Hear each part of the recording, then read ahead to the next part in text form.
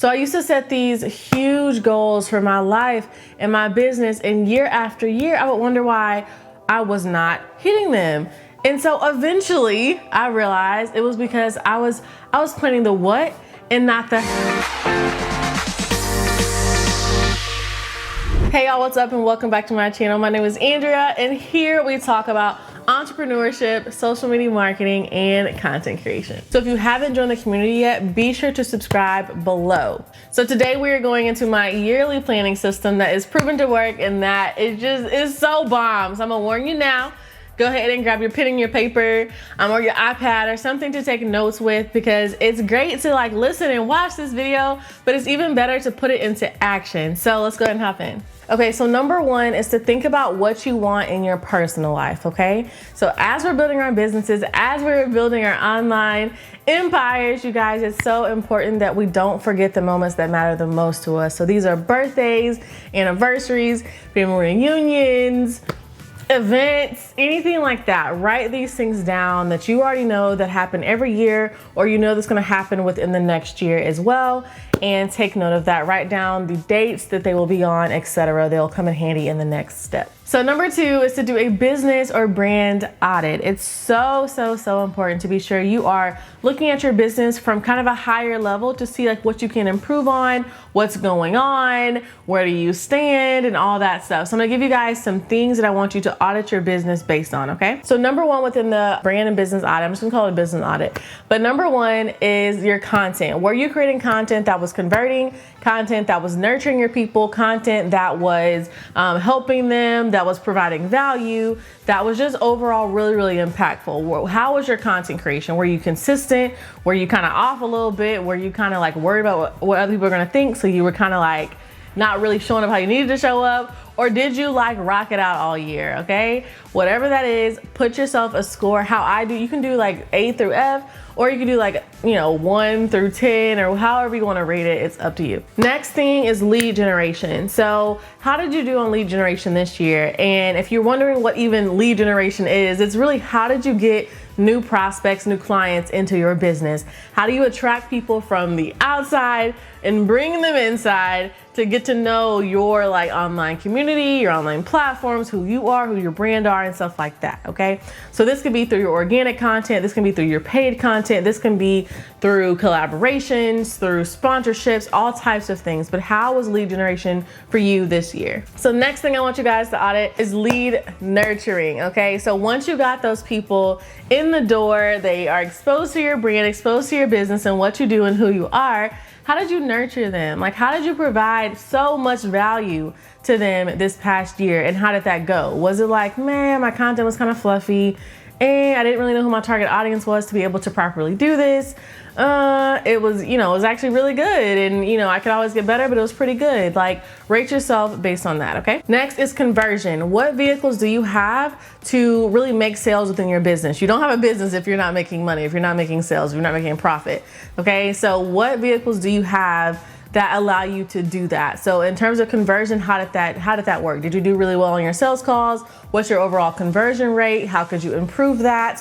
Where was that 2 years ago compared to right now? Like, look at it overall from a broad scope. Remember, from this angle, we are looking down on our business to see kind of the different things that can improve and that we did really well. Next thing is delivery, okay? So what was the process of how you delivered your product or service to your audience, and how did that go? Was it like seamless? Boom, tada, boom. It was like great. What was the process? How did it go? Was it like valuable to your customers and to your clients? Walk through that, kind of do an overview of your business as well for that one. Then next is retention. How do you ensure that your current clients and current customers will stay like clients and customers with you for a lifetime? Like, what are things that you did to, kind of guarantee this, I guess to say, or that you need to work on as well? And so I don't know if you guys noticed, these are the 5 core functions of your business. So again, just really quick, there were lead generation, lead nurturing, conversion, discovery, and retention. And then I also added content on the front end, because content is extremely important, and I always take content kind of out of that, though that can fit into various different ones of those. So yeah. Okay, so now that we've done our business audit, okay, so take time, feel free to pause the video, keep going, work through it with me. Remember, don't just like, be like, oh, I'm gonna come back. No.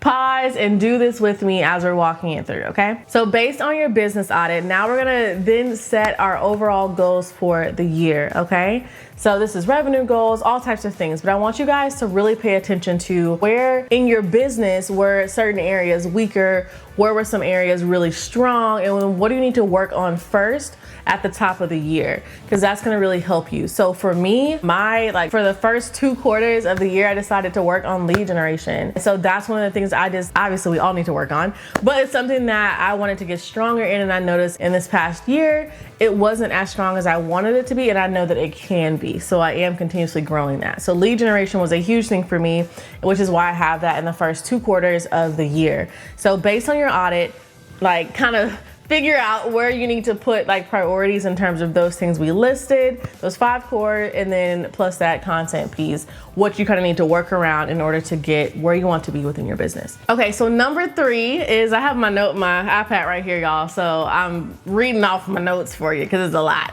But number 3 is, I want you guys to look at your business from an overall perspective, like I said before, okay? For that, from that overview, looking down, CEO type of boss babe status, looking down on your business to see what you can improve and then what you're gonna do within the next year. So here are some things that I want you guys to really be thinking through in terms of your yearly goals, okay? So number 1 is your revenue goal. What do you want your revenue goal to be for the year? You can base this off your past, you can base this off past data to say, okay, if I made $20,000 here, this year I wanna make $35,000. And so you wanna be sure you're setting an attainable goal, but also one that's going to stretch you. And I know that seems like an exact opposite of each other, but it's it's something that you can get to, but it's gonna take you a little bit of work, a little bit pushing past resistance, a little bit of potential friction to try to get there and be sure you hit it. You don't wanna set something and you say you had a 20K last year and now you're like, ow, my goal this year is 22. It's like, sis, no, what? No. So you want to set it where it's attainable. You don't want to go from 20K to $1 million, because then when you don't hit that $1 million, you could potentially quit or be like, oh, what's the point of this, and blah, blah, blah. But set attainable goals. So for me, as an example, if it was 20K, I'd probably set 35, or I'd probably set 30, or kind of looking at different plans that I have and what I want to do within my business, I would then set the revenue goal. So number 1 is to set your revenue goal within number 3.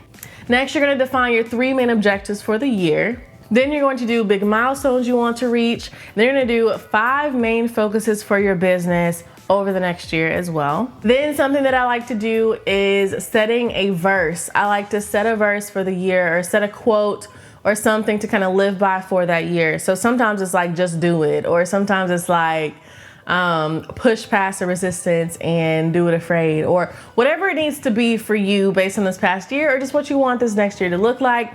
Set yourself a verse, a vision, a quote, something, but put it where you can see it constantly for the next year, okay? That's really the key.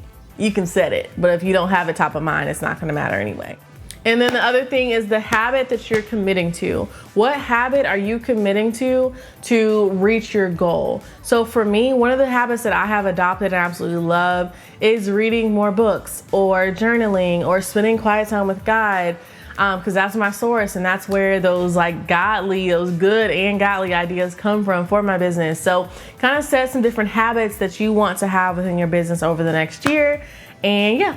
Okay, so again, it's set your revenue goal for the year, set 3 main objectives for the year, big milestones you want to reach, the 5 main focuses of your business within the next year, a verse or saying you want to live by within the next year, and then a habit that you are committing to within the next year for your business. Okay, so if you are liking this content, you will love my Facebook group. So if you're not already in it and you're an entrepreneur, a small business owner, and you want to learn how to use the power of YouTube to ramp up your community, to ramp up your clients, and to ramp up your sales and income and all that stuff, then come join us over in my Facebook group. I'll put the link on the screen right here and in my description box. So yeah.